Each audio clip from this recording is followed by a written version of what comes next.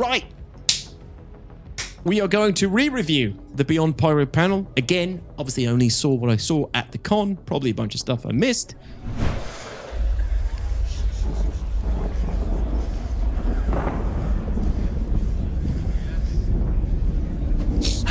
You can really hear the breathing.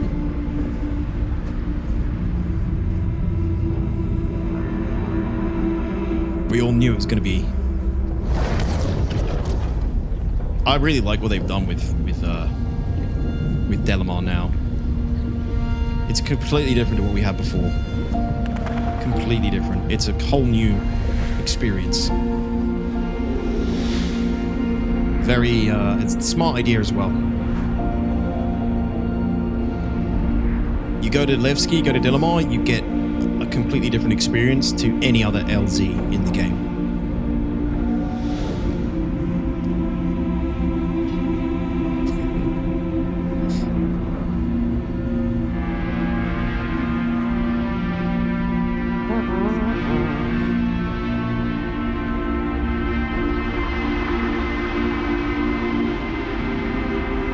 And I'm really hoping with server meshing we actually start to see this amount of activity of ships. Because all these videos, there's always like loads of ships flying around, people doing their daily business. Right now, you never see that. It makes such a difference in the game. Awesome. All right. So this is Nyx system. Nyx was discovered in 2582 by Carl Larry during the height of the newly formed United Empire of Earth's territorial expansion.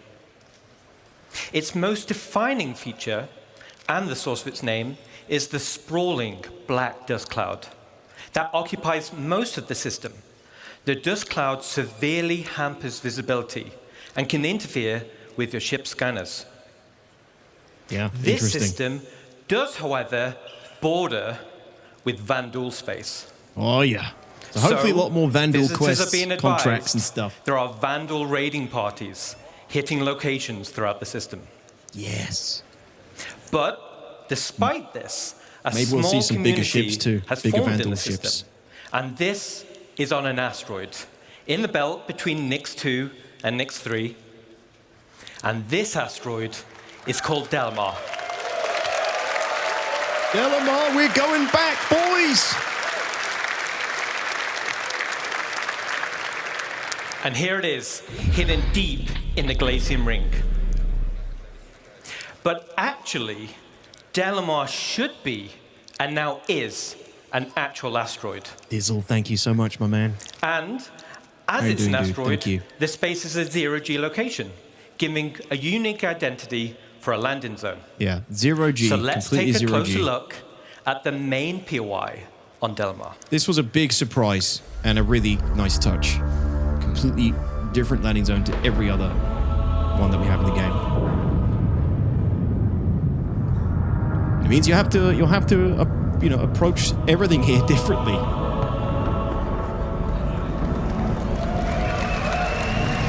Look at it.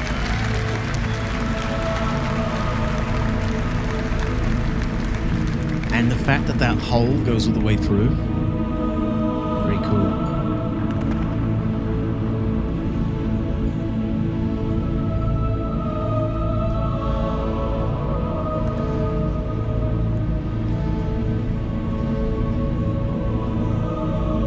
It's still very much the old Levski, but also very much new Levski too.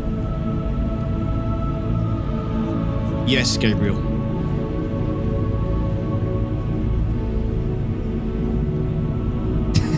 Bart. It sucks, doesn't it, dude? I hate it.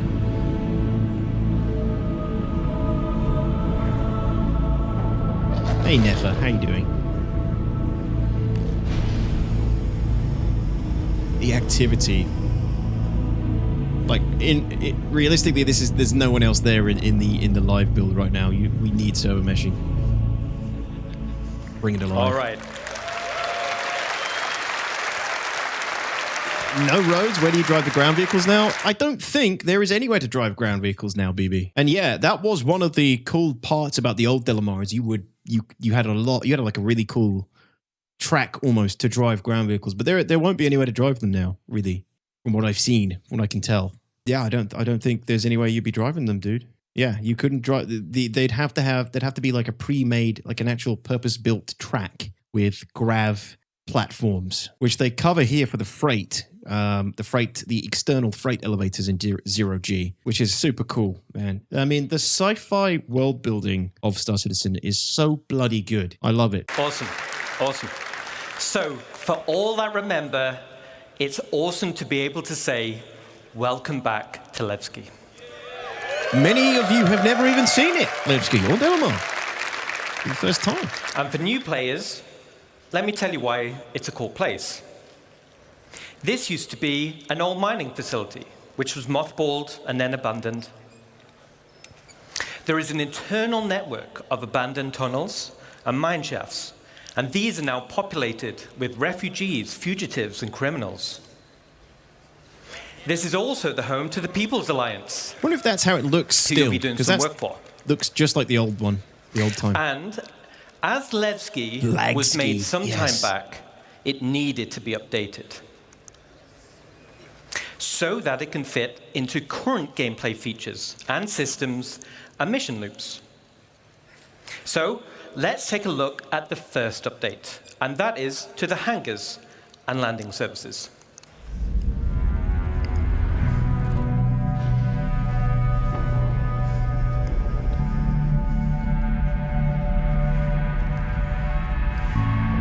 Yeah, so what are the implications of it being 0G? Obviously, cargo can only be... There's the Polaris. Cargo is obviously going to have to be loaded externally on the 0G. Loaded in 0G on the external freight elevators. No driving. With how good EVA is now, it doesn't really... it doesn't really affect you too badly.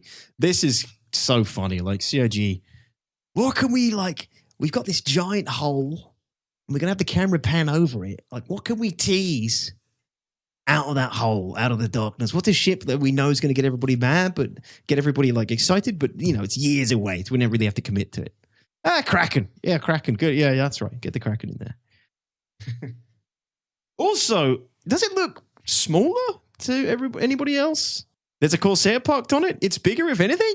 Don't know, man. For me, it seems smaller. I thought there were more pads than this. I know it's got a Corsair on it, but still, it looks small to me. I think it's because they've crammed so many ships on there. I think if they just put loads of light fighters on those spots, it wouldn't look so small. To me, for some reason, it looks small. And I think it's just because they've squashed so many ships on there. What do you think this means? Do you think it means anything? Them showing us this thing coming out of the borehole? Probably nothing, right?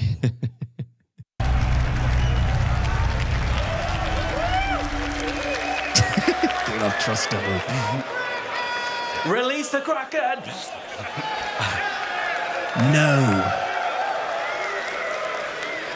All right, cool.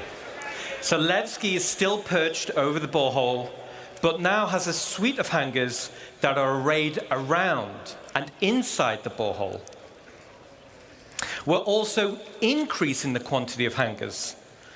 This is to meet the ever-expanding players per server to remove hangar wait times. That's a good point. These newer LZs are going to be way more efficient compared to our older ones, because at this rate, we're getting server meshing before they've updated all the old LZs with more hangars, right? Waiting times are probably going to be worse across the older LZs and not so bad across the newer ones. I mean, things will get better because, with the more star systems in the game, the more LZs, the more spread out the player base is. But newer LZs definitely going to be coming with more hangars, and this is obviously proof of that. It's going to make things a lot easier to just land and do your business. And this pass will be done for all landing zones in the game right now. True, Nick. And for players that don't want to store their ship, docking services will be added high up on the cliff walls. Now, other than hangars and docking services, there are other ways to enter the location, which are also getting new updates. Let's take a look.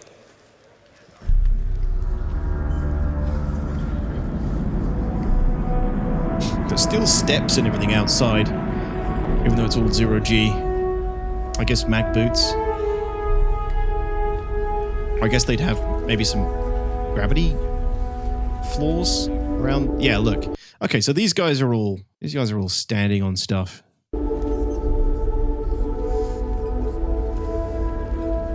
Might just be for effect.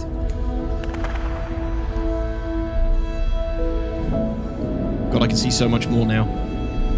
Oh yeah, see, I don't even remember this bit. There's plenty of people walking around, so this is all walkable still. Yeah, they do mention the grav panels, but I thought that was at the freight elevators. But yes, they are. There's plenty of people still walking around everything. Okay, yeah, it's not that different, that much different then. Yeah. Not on the asteroid itself, yeah. So you can just traverse the area really freely with EVA, but you can still connect and walk along all these pads. And the landing pads. There's an Atlas there, there's a mule.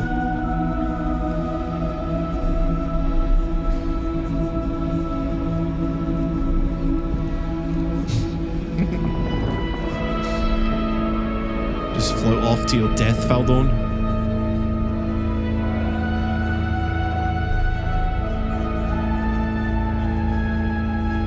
They really put the Atlas in every scene they could in this during this CitizenCon. I bet they hated the backlash they got when they tried to sell it. But we've put the Atlas in everything. It's everywhere.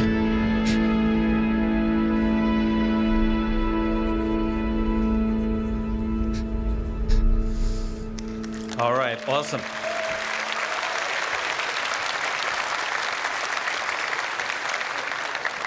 So around the main entrance, there's still gravity plating for on-foot access. And these will lead to open landing pads for quick drop-off and pickup. And we're also adding access to gameplay areas for a variety of local missions and gameplay types. And as you saw in the video, there will be banks of exterior freight elevators. These can be used for quicker gameplay loops without requiring hangar services. Now, as this is a zero-G location, it also gives an opportunity for another type of specialist freight services. Let's take a look.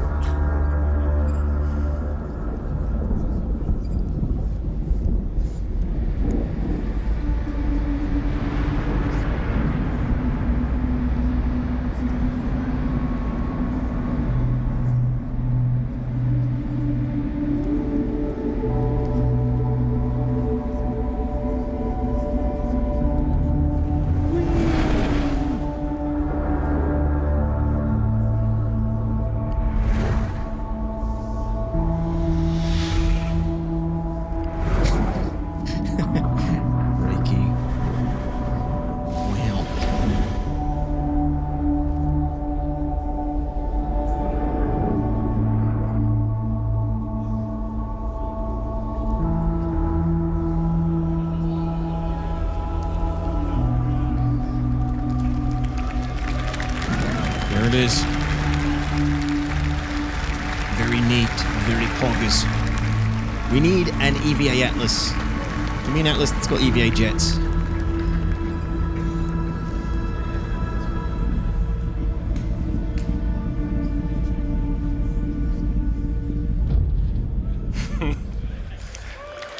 Super cool.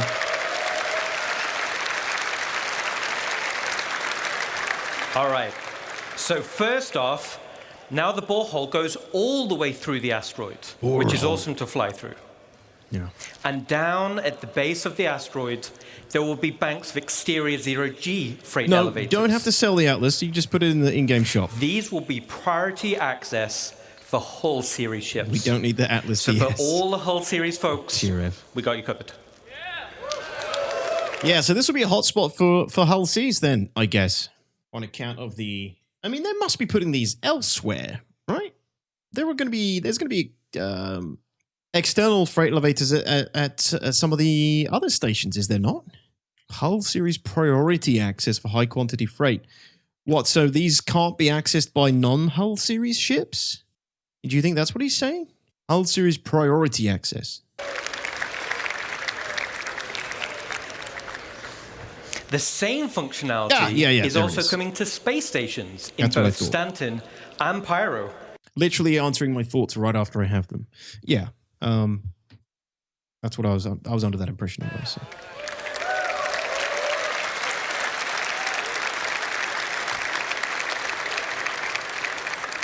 But wait, there's a little bit more. There's more? Let's take a look.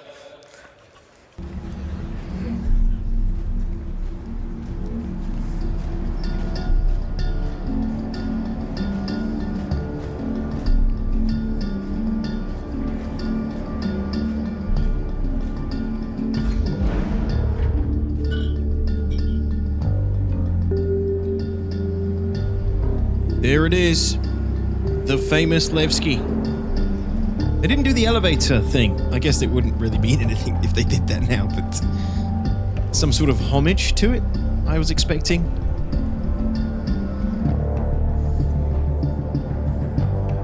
I love this soundtrack as well. It's one of my favorite songs on the entire SC soundtrack. This is literally the Levski one, isn't it? All right, cool.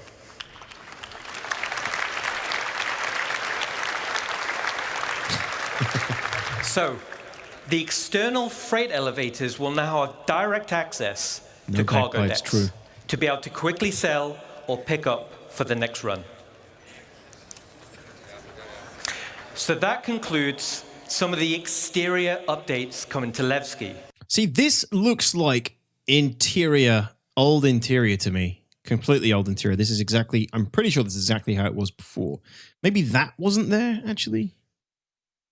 But like around here, there was a seating area and there was someone you could talk to here. There's an NPC with that you gave delivery box missions to, I think. Around here, I think here is or it's up another level, is where the captain, is it Captain Tanaka? The statue. These elevators come down, then you go through into Grand Barter, which is the marketplace. It's where you used to meet Miles Eckhart. Good times, man. Good times. But yes, it was called Lagski for a reason, because it was the most unoptimized place in the game. But the interior is also getting some updates to bring them in line with current gameplay requirements. Not Captain, he was a These will kid. be spaces like... You're right. I'm thinking of Captain... Is it Captain Panaka from Star Wars Phantom Menace? General So? Is he Captain Panaka or is it, what's his name? The guy, the Naboo captain. I think I always get that guy mixed up with Tanaka from Levski. I think that's where I got Captain. Yeah. Panaka. Yeah, that's it. Getting my sci-fis mixed up. You never heard of him again. He was like one of my favorite characters from Star Wars as well. I love that guy. Okay, cool. Glad I'm not insane. Well, I am insane, but that's where the mix-up comes from. For the most part, they retained the interior. They just moved it to where they originally intended it. For sure, Stealth. It seems that way, right? Like cargo services, as we just saw. Or they haven't done any work on the interior yet. And refinement centers, so you don't need to travel far to refine your ore. And we're updating the interior layout to provide better access to gameplay spaces. So to conclude, Nick's system will be the next system after Pyro. He was a hero, Oscar. Yay!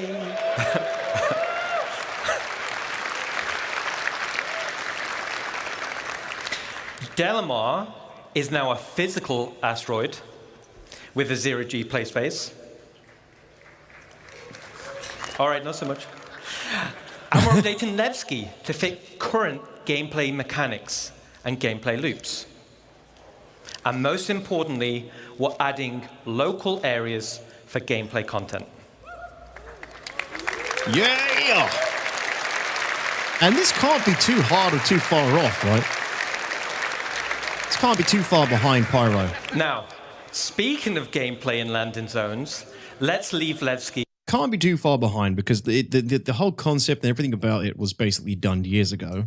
It's mostly a zero-G space, right? They've mostly got to build the exteriors. The interior is mostly done. There's only a couple of places in Nyx that we can actually go. It's not like they've got to build out an entire planet. They've got to build up like an entire ecosystem or anything like that. at least for Delamar and things. So yeah, I don't think Nyx is going to be that far behind Pyro. Hopefully. For now. And let's jump to Rainy Arcop. Which is missing the most gameplay spaces right now. That's very kind of you, my friend. Thank you so much. So we're continuing the Building Interior initiative. Hope you're well, man. Thank you for that We're support. adding additional districts to landing zones, which are gameplay focused. These gameplay areas will interweave with the landing zone, but ultimately will be independent. So for Area 18, let me introduce you to the Municipal Works. This is... And this will be split into two locations. The actual Municipal Works, which will be an open-world sandbox area for all players, and the lower Municipal Works, known locally as the Depths. The Depths. Which will comprise of several also known as Spectrum levels. So, how do I get to the Municipal Works? The Municipal Works is accessible in multiple places in Area 18. Some will be available to everyone, and some you'll need to unlock with mission progression. As an example, here's a map of Area 18 Central. And as I said, there'll be various access points throughout the landing zone, and some will be easier to access than others. These access points will lead to transit systems, taking you deep into the underbelly. Yeah, so this is Area 18 as we know it. Then within the Area 18 as we know it, there's going to be these extra access points that are going to take us into this instance gameplay that they're developing. I like this. It's cool. It's low. It's not going to require them to, move the earth to introduce this content. It's being added to the already existing LZ. And I imagine this is probably an extension of contested zones in Pyro. Although this is instance, will be instanced, and the contested zones in Pyro will not be. But I'm all for it, ultimately. I know they haven't actually talked about the instance thing yet, but I just remember this from the first time. This feels ages off the most basic of PowerPoint presentations, not even concept art of this outside the first pick. I agree, yeah, but it's them showing their intentions for this kind of content to come to Star Citizen and probably future LZs, right? I think that's the most important implication of it. It's that they clearly intend to do more of this kind of content. It's so weird. This whole CitizenCon is just them finally going, oh yeah, we probably should put some MMO gameplay mechanics into our MMO. Eventually reaching the Municipal Works. And the Municipal Works will have spaces like maintenance, filtration, and the sewer network. Which is what we're seeing here. It's a very exotic place. So down here, it's an open world sandbox for you and other players, very similar to contested zones in Pyro stations. It's an area to do local missions, like exploration, repair, or even pest control. But the main purpose is provide access to the depths. And these will be instanced areas. Thanks for letting us know. So, what is an instance area? Well, an instance area works in the same way as an instanced hangar. And as the name says, it's a separate space for you and your group. But why do we want to do this? I guess they got instanced hangars in the game. They've tested them. They know how they work now. They know they can expand them and introduce more instances around the game, around the verse now. Is it the least interesting part of sitcom for you this year? It's definitely the concept heavy, like General So saying, one of the more concept heavy parts. But the implications of more instance content coming to Star Citizen, I like the idea of that. It's still, yes, instance tech is years old, but it works. It makes sense. It's how you give people their own unique individual experiences without any outside interference. And it allows them to create more curated content for the player. It seemed like, it would be really difficult for them not to create instance content at some point in the game's lifetime. This gives us the ability to create tailored missions that will provide a mixture of content like combat or exploration or puzzle gameplay. and fundamentally allows us to design challenging, meaningful content.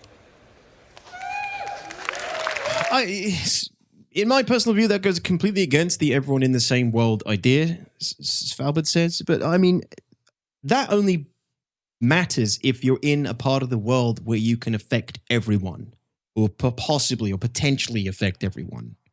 In an instanced narrative / curated part of the game, who cares if you can't see 5 people while they're playing a certain mission or completing a certain contract or whatever, right? Like, why does that matter? They're not able to affect anyone else in the world, so why does it matter that you can't affect them? Doesn't matter. You're never going to be in the same room as all 3,000, 5,000, 10,000, whatever number we get up to, people on the same server at any given time. So it doesn't really matter, in my opinion.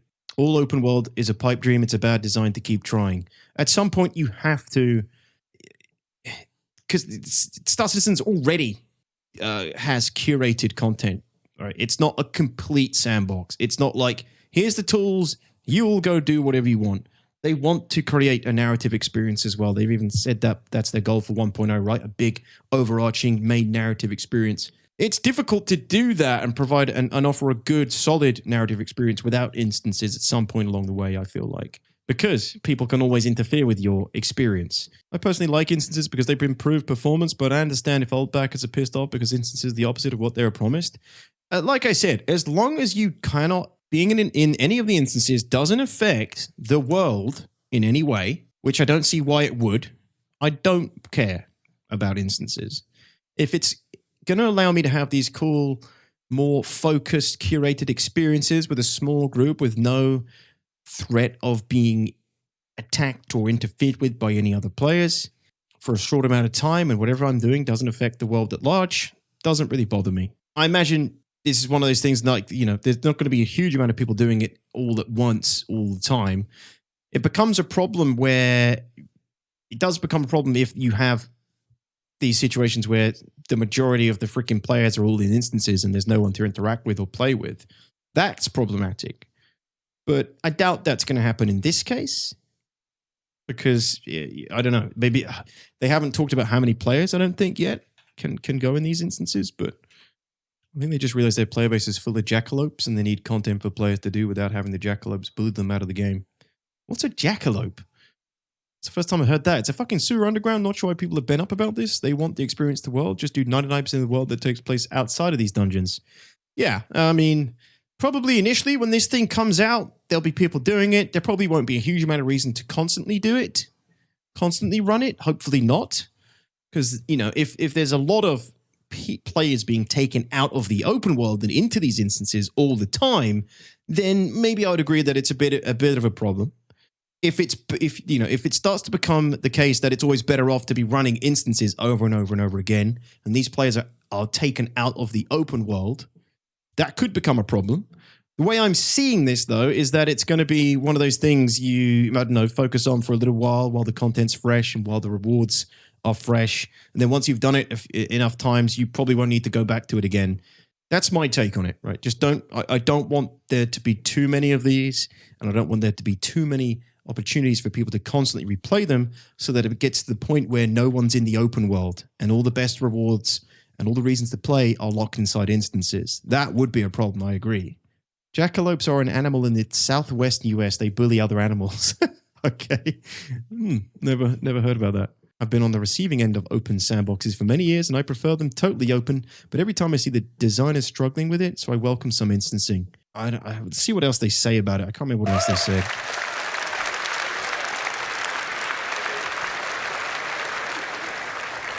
All right, so let me illustrate, going over here, how the depths will be split by levels. Now, stay with me on this. We're going to rattle through it quick. So let's say you're in level B01. You're running a mission, you're having a great time with the curated content I just mentioned. But down here, you'll have to do a variety of content over a period of time and over multiple play sessions. At the end of the mission, you'll find an access point, which will bring you back to the landing zone. Wait a minute. Sorry, take it back. The mission over multiple play sessions. over a period. But down here, you'll have to do a variety of content over a period of time and over multiple play sessions. Okay, multiple play sessions. So what, it's going to save your progress somehow? At the end of the mission, you'll find an access point, which will bring you back to the landing zone. And you'll do this loop multiple times with different mission content. After achieving the required amount of progression, your access level will be upgraded. So this time, you head down the access point elevator, and now it takes you all the way down to level B02, and you continue on with your journey. What's the lore explanation for this, do you think? Like, is there a guy at the top who's like, well done, mate. You did it. You did level 1. Here's your access code level 2. Don't die down there, mate. Don't die. Good luck. Here you go. Who the fuck's controlling this thing? Why does this place exist? Now this is your new area with different mission content, new rewards, and a new access point back to the LZ. The same as B01, you'll do this loop multiple times. You'll do it multiple times. And, you know, this is where it becomes a little bit problematic for me. Sounds like it's one of those things they want you to do over and over again and farm it and get rewards and run on the treadmill kind of instance, which I guess is what instances is. Yeah. How long do they want? How long and how many players are going to be spending time in these things? And what kind of rewards are we talking? Probably blueprints, I imagine, right? Blueprints for crafting, ship components. That's what I've heard is in the contested zones, things like that. Yeah. I mean, like I said, my only issue with instances is that it takes players out of the open world for too long and too much and too often. Hopefully this doesn't, but they're clearly going to add more to the game. And it could end up putting, CRG could end up putting too much emphasis on these.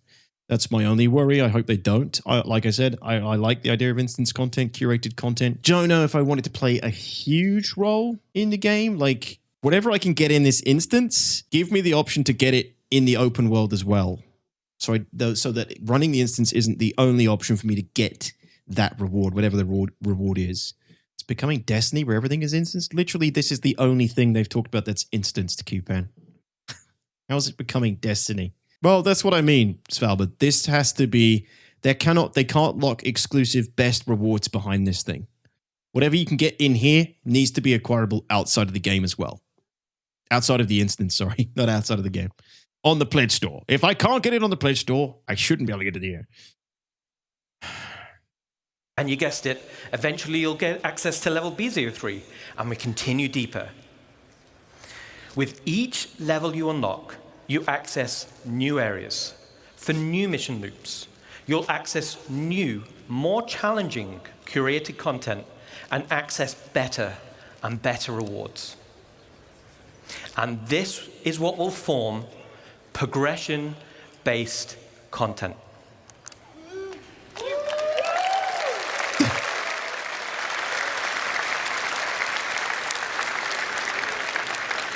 So as I just described, was a very condensed version of an actual play sessions, but this still describes the unique gameplay experience.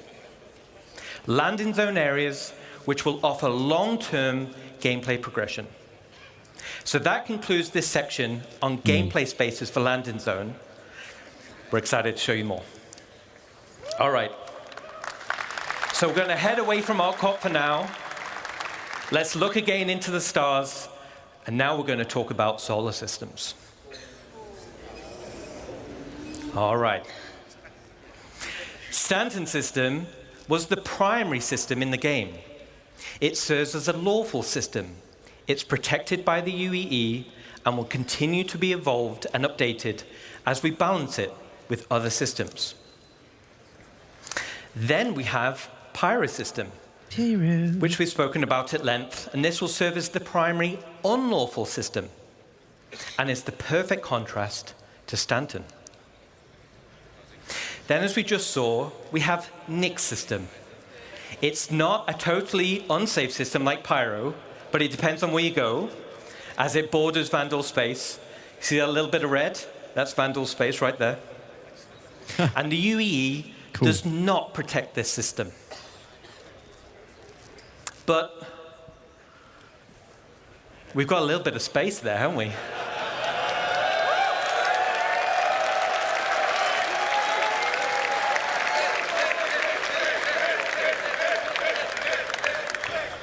All right. I thought he was saying click system then. I'm like, I'm not sure about that one. All right. But we've got a bit of room at the bottom, so it would be a shame not to fill it in with something, right? So if we get a big cheer, we'll reveal the system. You ready?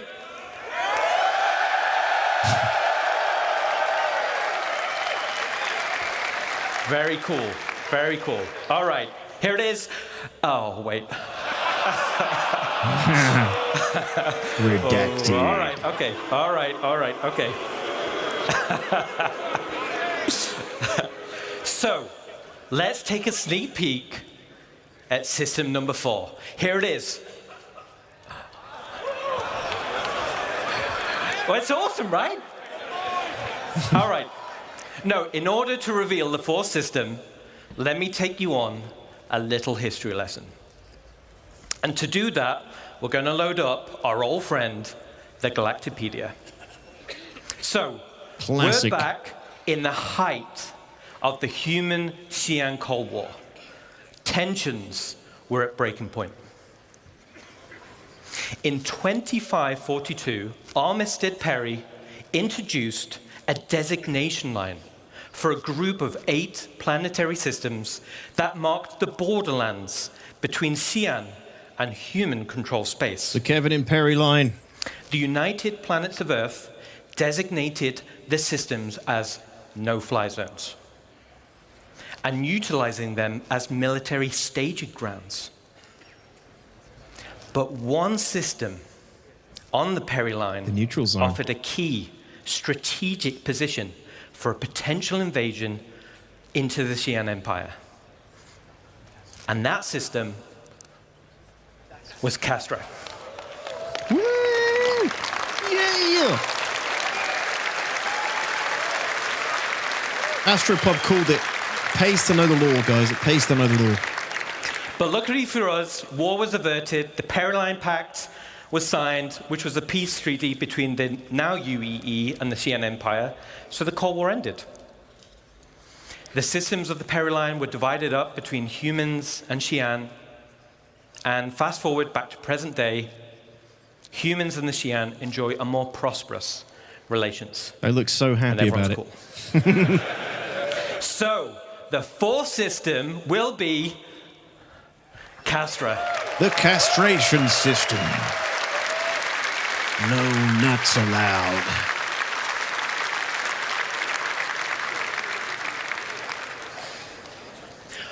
History lesson's over, so let's jump in and find out a little bit more. First we have Castra 1. There What's it up, is. Divs? I didn't say that. What the hell? Castra 1 is a dead, coreless planet Unix only. because it's too close to the sun to be terraformed Raven, for good human evening, habitation. Clovis, my dude. So instead, the UEE Navy used Castra 1 for target practice, I the love that nickname idea. of Bullseye. The poor fucking natural inhabitants that All live the on the weapon planet. testing throughout the Mesa era The has left microorganisms. Bullseye covered in craters. And as you can see, it's super toxic, meaning ground exploration will require high-end environment suits. And as you saw in the weather demo, raging storms will create difficulty of access, Phineas. How you giving doing? risk and rewards for adventurers seeking unique minables and other Cool. items. Okay. And that's what we need to introduce into some then of we these have caves as well. Castra 2. Caves we have in The Stanton second and stuff. planet from the sun is called Cascom. And this was the location of the military's staging area. I agree, Since the system was GT. opened Yeah, up they're to all really good, non-military diverse settlement, systems. It has Nyx, since Castra, become Terra, a center great of choices. trade and tourism, but is still considered an Earth-centric traditionalist system, which prizes citizenship above all else. Let's head down to the surface and check it out. Breaking through the clouds, you'll find a landscape full of great lakes and lush crimson forests. And as you saw in the Kiro, welcome CTG back. presentation, you can see how we're going to make these worlds with the new technology. I don't know how anyone could argue the High up on the mountain F7C range, isn't the coolest looking ship in the game, by the way. highest peak, It's we everywhere. can just make out Because the CIG landing knows zone it's one of the called best looking Sherman. ships there is. Sherman! Sherman, Sherman, Sherman, Sherman, Hercules, Hercules. Mark 1, of course, you did. which is fondly known by its residents as the island in the sky. Sherman is currently in pre-production, Yeah. but I wanted to take the opportunity to show at least a sneak peek. Let's take a look. So this is work in progress. It doesn't say like grey box or anything, right? Pre-production. So this is made up.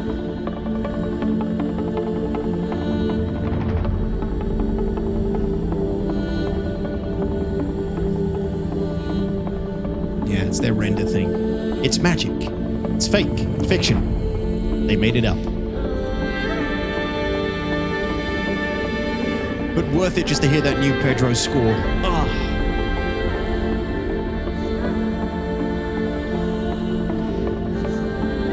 Hit me with it, Pedro.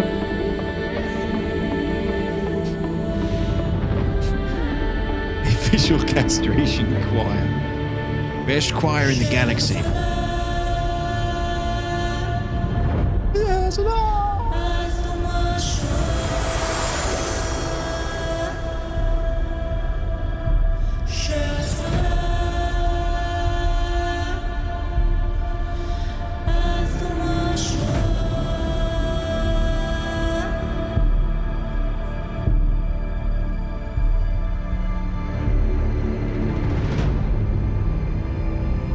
Someone has stated the choir is singing Welcome in Gion?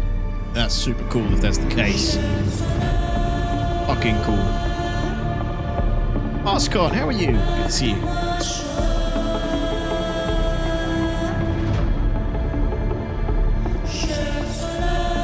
Gion would make sense. This is the Gion area. No. Modify the IMI Fortress would be crumbling if it was this big, with our numbers to sustain it.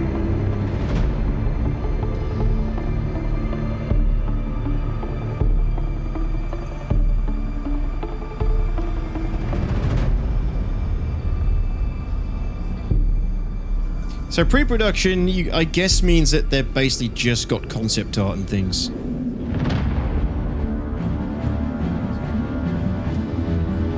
Or maybe beyond that, I guess, building...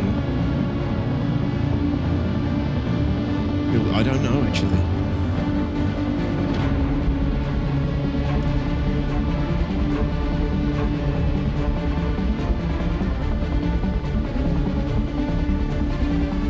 Looks like this place will have a lot of gameplay content on it as well, judging by how much content they want to start pumping into these LZs. Building these new systems and new LZs with that in mind, having already proven it and tested it by then, I imagine these places are going to be giant hubs of content now, instead of the lifeless, dull landing zones that they are at the moment. Thanks, TRF.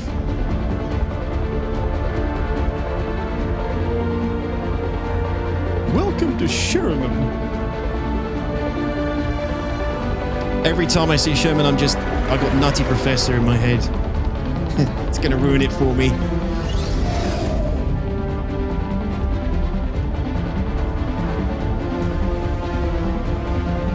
In Gion, they say, greetings, how are you? Super cool. Like I said, the world building for Star Citizen is just, in terms of like sci-fi universes, it's so grade A goodness.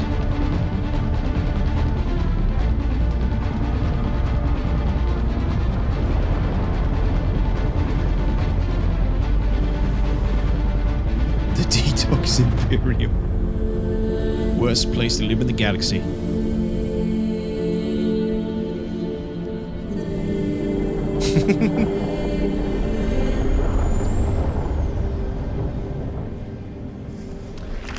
Certainly a nice taste of what to expect from Castra, but I couldn't begin to guess when we'll actually see that come online in-game.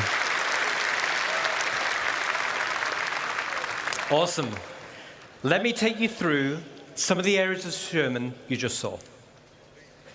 The dominant landmark you see in the center is Spaceport Ulysses, named after the mountain Sherman is sitting on.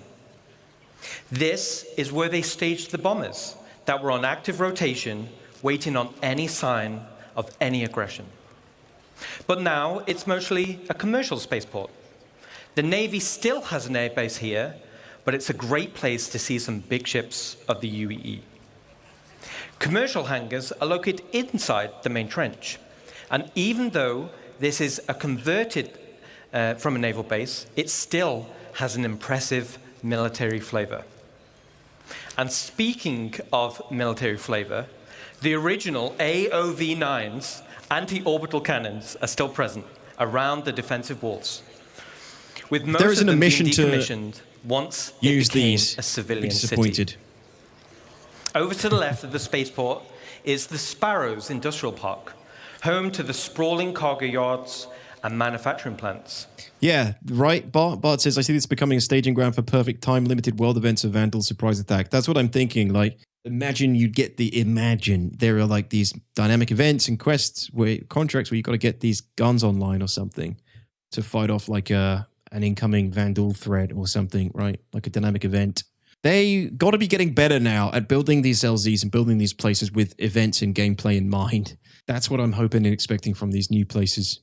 They've got to retrofit like our existing places, like the ArcCorp one that we just saw, the depths or whatever. That's like retrofitted shit. How do we create content here? We make instances underground. Yeah, good idea. But then they've got these new places where they've got to build the content into the design, hopefully for just a better experience overall. The Sparrows has evolved from its days as a military supply and munitions depot into a bustling and modern industrial park. To the right side of the spaceport is Fort Riggs, which originally used to house the Army when Sherman was used as a staging point for a potential ground assault of the Xi'an Empire. Since the area was decommissioned, it has now been turned into a business park and is the governmental center of CASCOM, with the Governor's Council headquarters located here. As this base was built during the Mesa era, as humans were expanding their borders, this introduces a new architectural style for humans. Between the First Travarian War on one front and the Xi'an Cold War on the other, a new style called Henoism arose. With an emphasis on prefabrication and fortification, the designs were robust, durable against warfare and harsh enemies and harsh environments. And from all the locations we just saw, high up on the upper wall, you can see the commercial district. Looks a lot like specifically the Ansel shopping complex. Situated high above the sprawling main base below, the Ansel area looks like the Hearst Dynamics building as the command center to Sherman's military operations. Inside this building, you'll find key areas like the Edge of Oblivion Bar, which was converted from the old officers' lounge. You'll also find Eckhart Security Headquarters, and you'll find the Mercenary Guild Headquarters.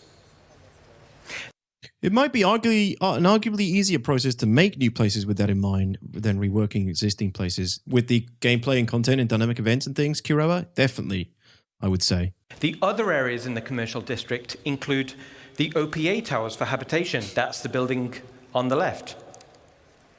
And on the right, it's the Imperial Sherman Infirmary. There's also the Reeves Military Museum, where you can experience the history of humanity's military and the role that Castra has played in keeping the Empire safe. And finally, we have Overlook Point, which is the name of the vantage point and park situated in front of Central Command, which has the best view overlooking the landing zone. So that's a quick overview of some of the key areas of Sherman. I think it's devastatingly beautiful, with a rich history and unique mood and vibe. Yeah, I think it's a great choice. Like GT said, They've got some really good choices for the systems here. I don't have any complaints. Granted, I'm not like super up So to before speed I on the go, law, I want to thank you all. but You are all awesome. from what I've seen, they're all good your choices passion, for the all systems. your dedication They make all offer our something lives as different. devs so much easier. And thanks to the CIG staff, who's the awesome work we're seeing in front of you.